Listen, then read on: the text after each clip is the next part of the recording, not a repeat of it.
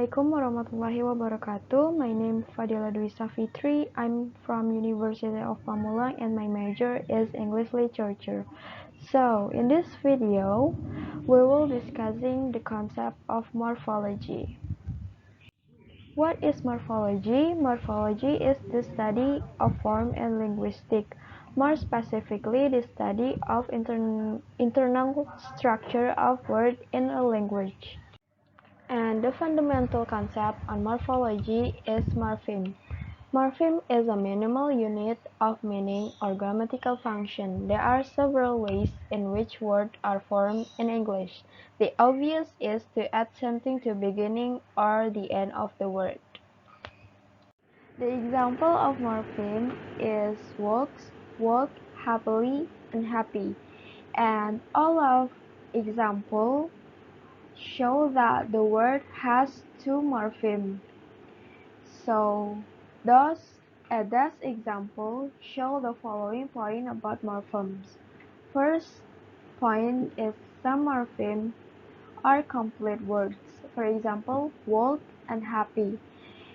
And other are not complete. For example, as, add, li, and. And the second point is in English, some morpheme can be added to the end of word, for example, walks, and some morpheme to the beginning of word, for example, unhappy. Next is type of morpheme. Morpheme has two types. First is free morpheme, and the second is bound morpheme. Free morpheme is the word free suggests, or free morpheme is the morpheme which can stand alone as individual word in a language.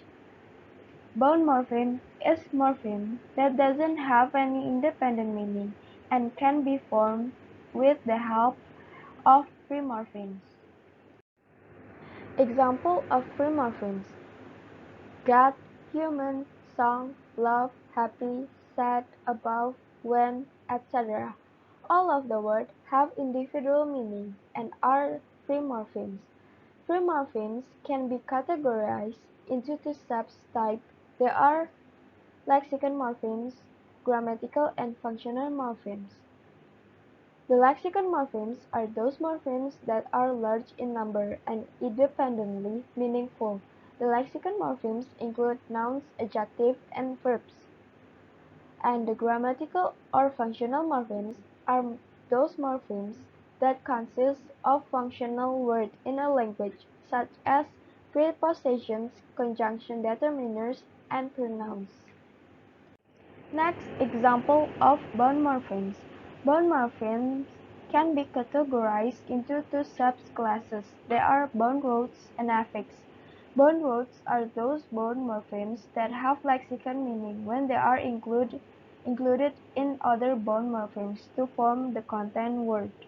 For example, cheap, take, perceive, contain, etc. Affixes are those bound morphemes that naturally attack different types of words and used to change the meaning or function of those words. For example, meant in payment and in enlarge as in Joseph's ink and reading.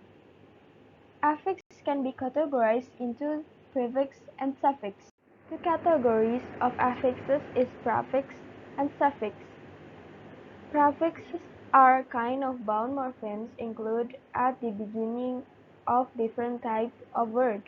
For example, in and sub, incomplete, injustice, unable, uneducated, subway, etc.